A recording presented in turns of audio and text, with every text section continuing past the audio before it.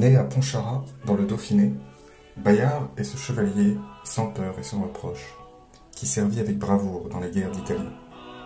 De Fournoux, en passant par Marignan, où au soir de cette victoire, le jeune François Ier lui demanda de l'adouber chevalier, jusqu'à sa mort, touché par une balle d'arquebuse en 1524, il n'aura jamais eu que de maître, Dieu dans le ciel et sur terre, le roi de France.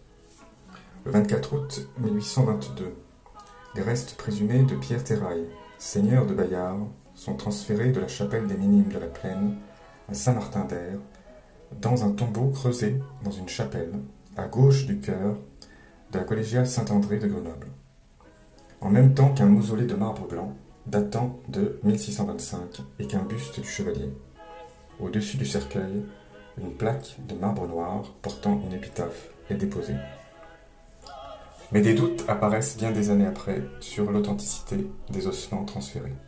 En effet, aucun médecin légiste ne faisait partie de la commission nationale qui avait décidé de ce transfert, et d'autres tombeaux inexplorés se trouvaient également dans ce couvent des Minimes.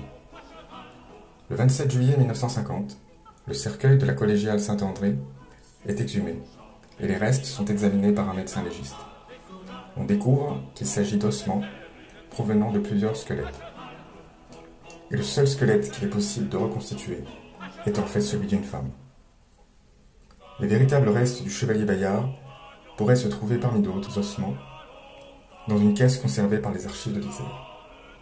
Les os qui s'y trouvent proviennent de fouilles organisées en 1937 dans le sous-sol de la chapelle des Minimes à la suite de la découverte d'un testament daté de 1616 et rédigé par un seigneur dauphinois, Gaspard de Bourchenu, par lequel ce dernier demandait à être enterré dans le caveau familial avec son grand-oncle Bayard.